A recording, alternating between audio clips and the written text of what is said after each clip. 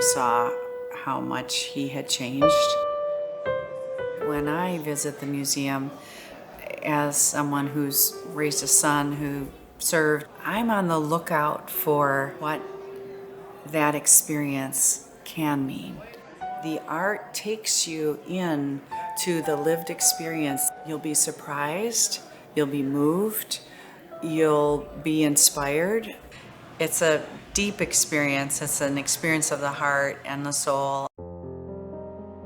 Honestly, sometimes it's hard for me to see the artwork because I walk away also feeling the weight of the loss, the experience of burying my son who could not shoulder the burden of his combat experience. NVAM was here in Chicago, and this spoke to me as a way to understand and appreciate and process what happened to Matt.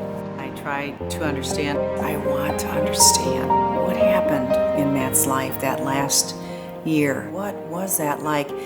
Because he could not tell me. This place brings back those feelings, good or bad, for those who have been through things, and it allows those of you who have never been through these experiences to get a glimpse into what our government is sending folks out to experience. And that's something that we all should know about. I am 15 years removed from my experience in Iraq, but the PTSD that I've suffered as a result of that is an ongoing thing. That doesn't go away. I think NVAM's role is to ask the questions as well as to spark the dialogue. This is some place that I did not know existed. So now I'm starting to meet people who I can talk to about these things without having them looking at me with a side eye, without having to explain the unexplainable. Now you have those stories told through unsolicited lenses. You are able to get the rawness of the feelings that people have. And I think that's something that gets overlooked through a lot of our historical writings. The museum opens its doors to school groups and tours. And there's always a veteran or someone on hand who has some knowledge of what that experience is like, who can share. That's one of the things that I like about the museum, is that the museum is a bridge through both sides of that fence. I got involved with the Veterans Art Museum, and I'm glad to be part of it. Students come in and they start asking questions of me, which is why I'm there. Sometimes you get the most peculiar thing, like, nobody's ever asked me that before.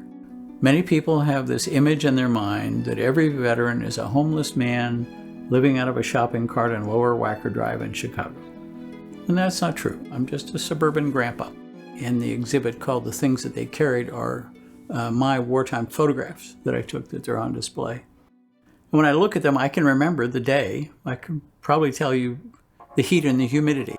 When I look at other people's work, it triggers memories. And it's a funny thing. Sometimes all of those experiences feel like they happened to somebody else. And then other times it feels like it happened yesterday. It's been 50 years since I pinned on my bars and took my oath. But I'm a soldier. I think of myself as a soldier. The first time I went to the art museum and the Above and Beyond exhibit hung there, whenever the door opened, of course, a breeze would affect the dog tags and they would sway like a field of wheat. All I could do was stare and just be in awe of this representation of every one of those 58,000 lives. We are the bricks and mortar of the veteran artwork in our country. Our hope and goal is that they just leave with a better understanding. The art is so powerful that our job is to make sure that it's preserved, it's collected, and it's shown in a respectful, reverent way.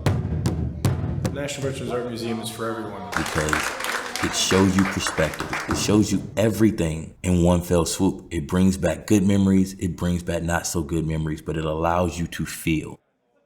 The beauty of art is that it's always left up to interpretation, right? Come see what this is.